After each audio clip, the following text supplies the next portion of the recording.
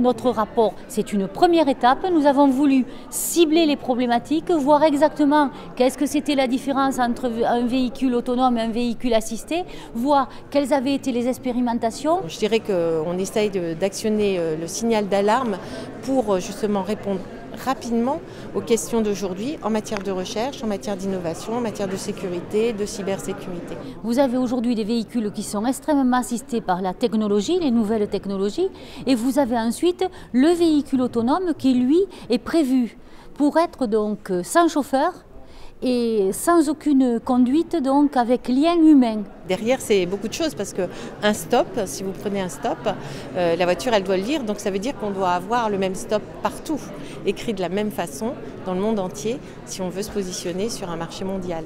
Dans les villes et les centres-villes, on va penser une connexion des systèmes pour éviter donc l'accident d'une part, pour garantir les risques pour les usagers. Alors la stratégie de la France, elle est de s'appuyer aussi sur les constructeurs automobiles. Il y a toujours eu une volonté sous-jacente politique sur le véhicule autonome. Mais surtout, ce n'est pas que la France.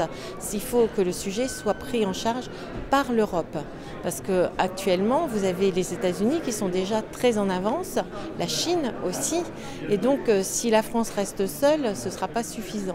L'Union européenne a pris vraiment conscience de l'importance du véhicule donc autonome aux alentours des années 2008-2010. Ce qui veut dire qu'il y a eu un amoncellement donc de textes qui se sont enchevêtrés et qui en plus ne répondent pas aux problématiques immédiates. Qui dit véhicule sans chauffeur, ça veut dire que c'est un robot.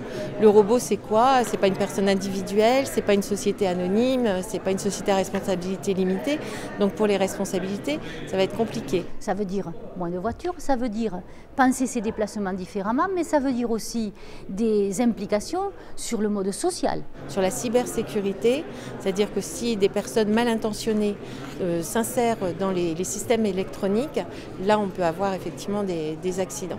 Nous en Europe, où il y a un gisement intellectuel et un gisement d'intelligence et où nous sommes à la pointe donc du progrès, nous ne devons pas nous laisser marginaliser. Il ne faut pas être à la fois otage de nos peurs, mais il faut que nous regardions donc l'avenir avec un soutien à nos entreprises dans le cadre de la recherche pour ce type donc de déplacement.